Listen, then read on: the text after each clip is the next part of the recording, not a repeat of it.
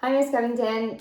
We're just doing the discussion that's due. It's this Friday, right? Yes. That's due this Friday. It's about the third circle, presentation hooks, and long-lived arts and what's in it for me. We're just going to go over those notes and then as well do our exit ticket, the 3, 2, 1. Yes. Okay, so starting with the third circle. So some of the quotes that I found interesting was, I really liked this one. It said, when you have crafted an engaging lesson for your material, it is like coasting downhill on a perfectly tuned bicycle with 2 fully inflated tires. Everything seems easier because the students are drawn into your material as if by some magical or magnetic force. I really like this because of like the metaphor really stood out to me. Yeah. And it shows that like engaging lessons are just so beneficial. And it just shows like the importance of engagement during a lesson to be like how it is considered successful. Yep, I wrote about that same metaphor. I said I loved how the author used the example of riding a bike with flat tires if you don't have a masterful presentation. I thought that was a good comparison to have. Mm-hmm. And then the quote I chose, or one quote that I chose was, "A good teacher, like a good entertainer, first must hold his audience's attention, then he can teach his lesson." That just kind of also reminds me of how, like, before you start teaching a lesson, like, make sure you have the whole class's attention. I feel like I've started multiple times and, you know. Same. No. Some people aren't even looking. Yeah. Like, I think definitely, like, have a good hook. Make them excited about what you guys are going to learn. Because that's what draws them into the lessons. Mm-hmm. I completely agree. Like a getting good their focus. hook. And, just like, I mean, bringing it back into what we saw today in the second grade classroom that we were in, like, I guess it wasn't the initial hook into a classroom, into the, it was reading lesson, or was it reading? Anyway, one of the lessons we heard today and were a part of was she had them read in different voices. Yes. Like read like a... Whisper, a man, old man. Yeah, read this like an old man. Whisper this. Yes. Say it in an angry voice. Don't scream it, but say it loud and with force. Yep. I feel like that's like the hook that, again, it wasn't at the beginning of a lesson, but it was just like throughout. It was multiple different hooks and just like seeing how like beneficial those truly are. Okay, I feel like they had a lot of just like good worded stuff in this section, the third circle. After you've carefully seasoned your lesson and soaked it in student engagement sauce, you still have to cook it. You have to turn up the heat. In other words, you have to bring energy to your lesson through enthusiasm and showmanship. And again, like I just like love this because it showed how like enthusiasm really has a big part in the overall success of like the lesson. And I feel like they just like worded those two kind of like metaphors very well. So I noticed like in the reading it had like that Venn diagram of content. Sorry.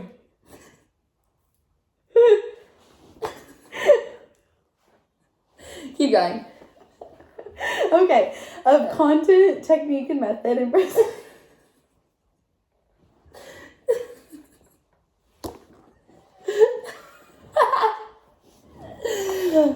Okay, let's keep going. You got it. Oh my gosh. Okay, so sorry. Okay. It has been a long day. Yes. It is 8:00 here, and we had a very long day. Long, busy day. Okay, but anyway, the Venn diagram had content, technique, and method, and presentation, and just kind of the author talked. Sorry.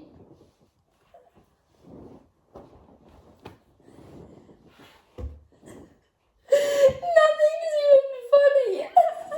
At all. Okay. I think we're just exhausted. Okay. Yeah. But just basically the author talks about how you need all of those things in order to have a successful lesson. I'm sorry.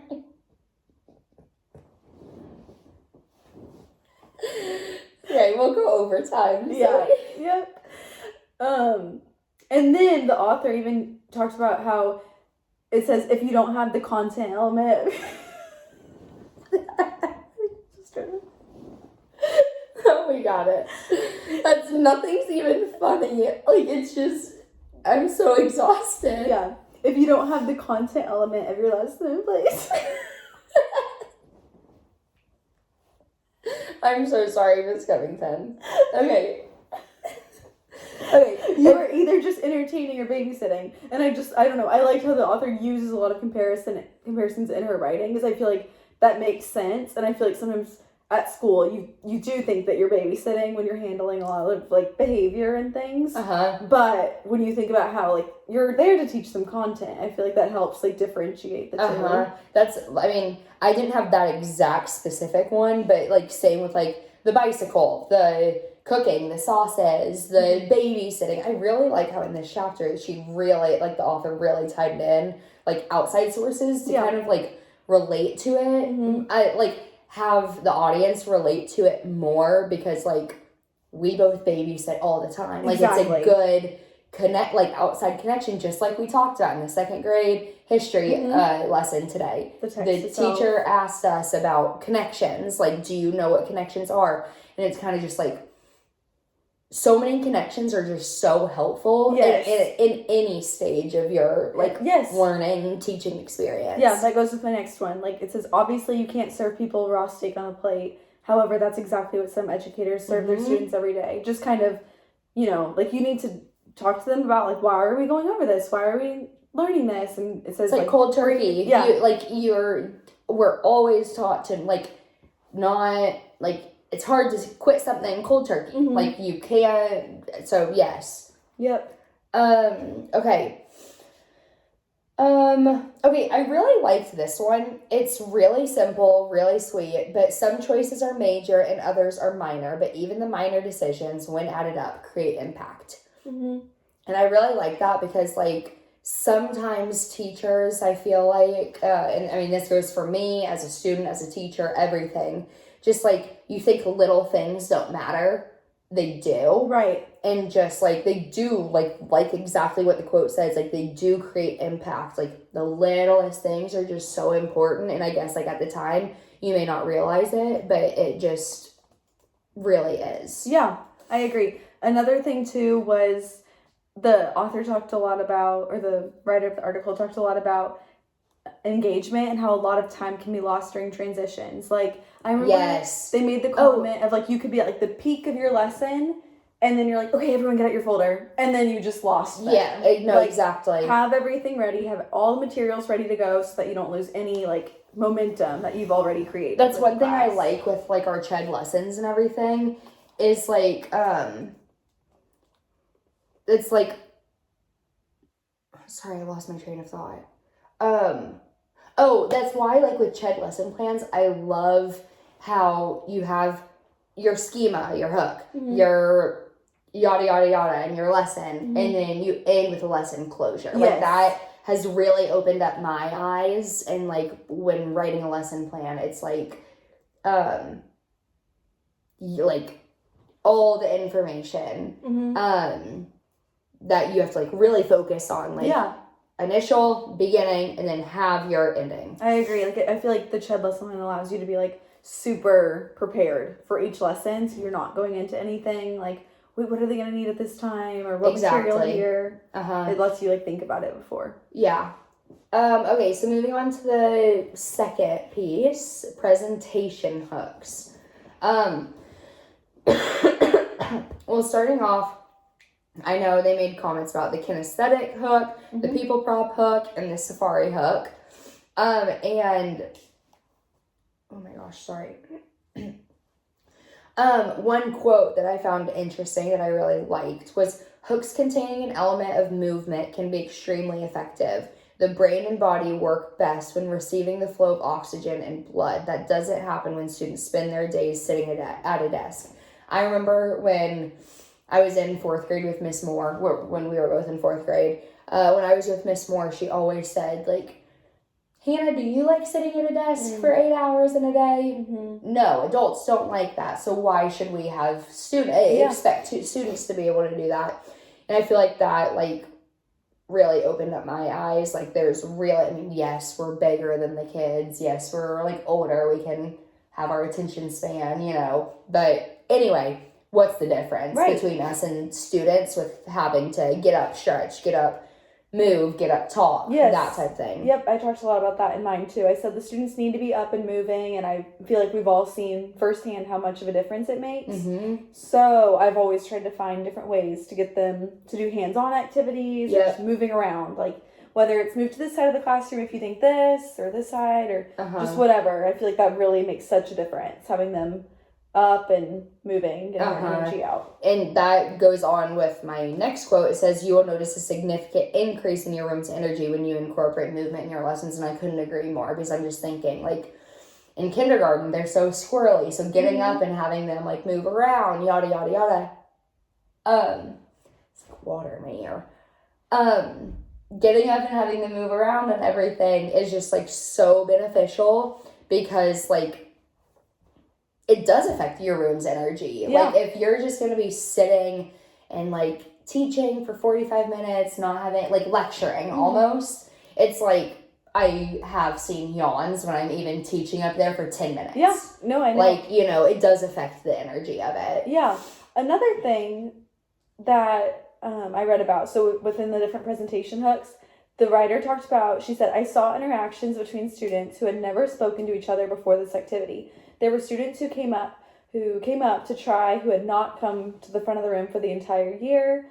Just kind of like she saw a lot of new things that she had never seen before with those students, which I thought was super interesting. Like, a lot of the kids got out of their comfort zone and tried new things. I feel like that's super important to kind of try to, you know, push your kids a little bit. Like, not make them uncomfortable. Or not make them do something they don't want to do, but know that it's okay to be a little uncomfortable. I think there's the quote, like, it's uncomfortable to become comfortable. Yeah, something like that. Like, you have to grow, and, like, you have to grow by being in uncomfortable situations. Yes, and I think that's so true. And I think giving your students the opportunity to do so. Like, maybe not forcing them to do it, but letting them have the opportunity to do it, I think, is what she was really getting at. The last quote I'll share was, well, actually I have two. You have freedom to do all sorts of activities outside the confines of your classroom, so get outside. I like that, because I think that's a good reminder to us teachers that you don't have to be limited. Yeah. And then the next one is, it's not necessarily about putting students in the box. It's about thinking outside the box for a creative idea. Yep. Oh, we have the same one. Yep, put that same thing. And I mean, I really just think that quote just speaks for itself. Like, have your students be creative. Have your students think outside the box. And as a teacher, you need to think outside the box. You need to be creative. Yeah. So creativity goes in all ways. Like, imagine if we didn't make creative lessons. Right. Our kids would be yawning. I'd be yawning during my lesson. So. Yeah, again, you mentioned, like, the going outside aspect. And I talked about that too. I said I love how the teacher, she said she took her class out for the Trail of Tears lesson. I feel that's really good to kind of switch up their scenery and allow them to engage in the lesson in a much more meaningful way. Absolutely. Okay, so oh my gosh. So for the last section, long live the arts and what's in it for me. I know it talked about a lot about, like,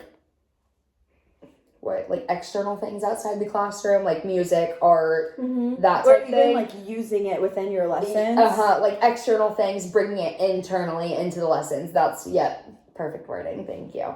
That's, I know it says just, like, music and art can be incredibly powerful ways to engage our students and enhance our lessons. We have unbelievably talented kids sitting in front of us, and many are starving for the opportunity to display their creativity.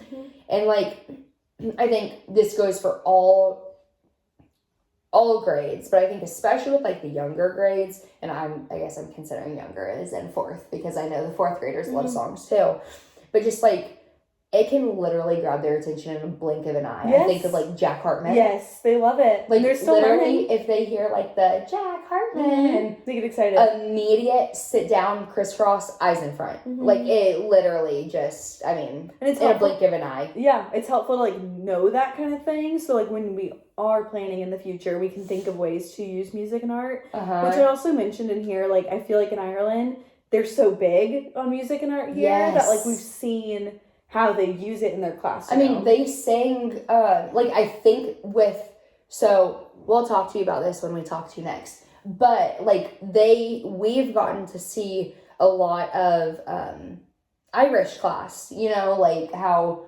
they have what 20-30 minutes of they're learning to speak Irish. And I don't know, like, I know we've talked about this, but it's just, I wasn't expecting them to learn so many songs in Irish. Yeah.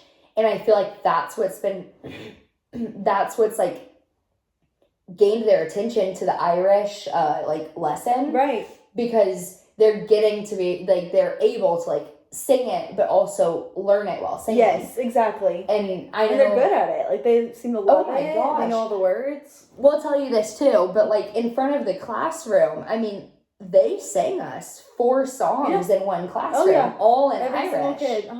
And I know a little connection thing is, I mean, I just think about, like, this doesn't have to do with learning, but with songs, if I hear a song on the radio, like, or that I'm playing, and it's one of my favorite songs, nothing else matters, I'm singing that song. Yes. And, like, I feel like that is such a, like, student thing, too. Like, when they hear songs and music, their ears, like, immediately open, they're immediately drawn to it, immediately paying attention. Yep, that fully goes with what I was going to say next. Like, how it says music is an unbelievable state and mood changer, which I feel like is so true. Like, choosing certain songs can make you feel a certain way. Like, if it says the right selection can bring a serious and meditative tone to the class or create a rowdy and rambunctious energy fest. So I feel like you can use it, like, to your advantage. Like, if the class is super rowdy and chaotic, you can play some, like, light, calming music for them. Exactly. Or if you want them to get their energy out, then you do that. Like, I feel like music can really be really powerful throughout the day. I know in kinder and in 4th grade, I would play, like, quiet, calming songs. Yes, yep, me too. Like, when they were coming into the class. The last one that I'll share is, if you want to change the atmosphere in the classroom, sometimes all that is required is the change or addition of a song. And I think that goes along perfectly as to what you just said, just like how, I mean, the calming music when you first enter a class, like, you would never think that it makes so much of a difference. I know. It truly does. It does, and it even, like, makes me feel better. Like, I feel calm. Yeah. Okay. So I guess we'll do the exit ticket now. So 3 new ideas. Bouncing off of that, 3 new ideas is, I know I've done it, but the calming music at the beginning of class, that's a great new idea, and just, like, seeing how important it is. And then also, like, I already knew this, so I guess it's not much of a new idea, but, like, getting the students up and moving, like, every single lesson. Yeah. And then, let's see. And new idea, just, like,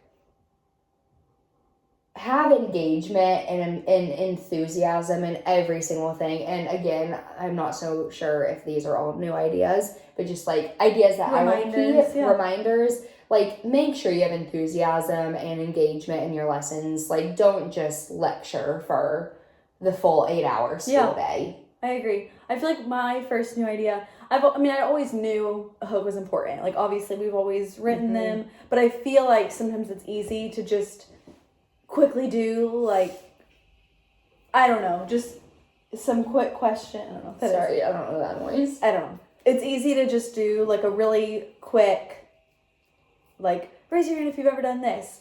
I don't know. It's easy to just do a really quick hook, which is completely fine. But I feel like really being, I can't think of the word.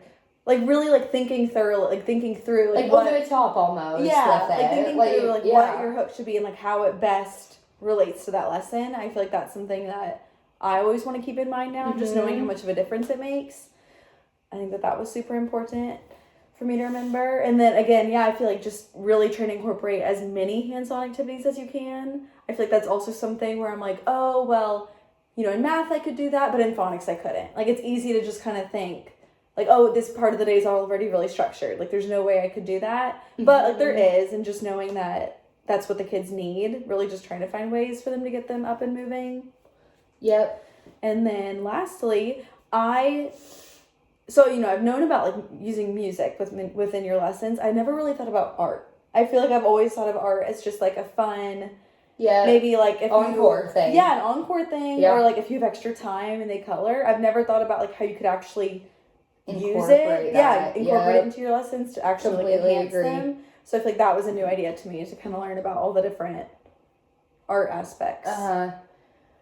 Okay, favorite quotes. I love the quote. It doesn't matter how much material you teach. It only matters how much is received. I love that quote just so much because it's just so true. And then let's see. I really like the quote. Some choices are major and others are minor, but even the minor decisions, when added up, create impact. It shows every little decision really makes a difference. Yep. For my 2 quotes, my first one is, you mentioned it earlier, it's not necessarily about putting students in the box, it's about thinking outside of the box for creative ideas. I think that one's really great. I feel like I interpreted that as the author saying, like, we don't need to make our kids do all of the activities we provide, but we need, as teachers, like, we need to provide them a variety of creative activities and ideas. And then my other one is, here's the bottom line: taking your class beyond the classroom walls as a shortcut to engagement is a shortcut to engagement because it is so novel. And then I feel like that one's just really good. Like, knowing that you're not confined to that one classroom. Yeah. Like, use the school, walk around the school for different things. Like, go outside. And if you're It goes teaching, along with the kinesthetic. yeah, and if you're, like, for example, if you're teaching about the sun or the moon, like, go outside and actually look at it. Or if you're teaching about shadows, whatever it is. If you're teaching about, I don't know, just something that you can go, like, walk somewhere in the school. I feel like that makes such a difference. Yeah, That was completely agree. a good quote. Idea you will embed in your teaching next week. I think just like with like our small groups that we've been doing, just like really bringing up the enthusiasm of the classroom and engagement. So like maybe ask the kids a fun question, do research on a good hook that I can do in the lesson. Just like have it engaging and have my enthusiasm up to hopefully like lift theirs. Yeah, I think that's good. For me, for a new idea, I think kind of like based off this quote, it says providing variety in the way students can access your curriculum and display their knowledge of it ensures that you are reaching everyone. I think what I would like to start doing more is, I don't know, I mean, just finding like different opportunities for how students can show me what they know. Not every student wants to do the same thing, and students need different things. So I feel like not expecting them all to create the exact same thing, letting them, giving them choice. Yep, exactly. So I think that's something I want to work on. Yep. Okay. Thank you.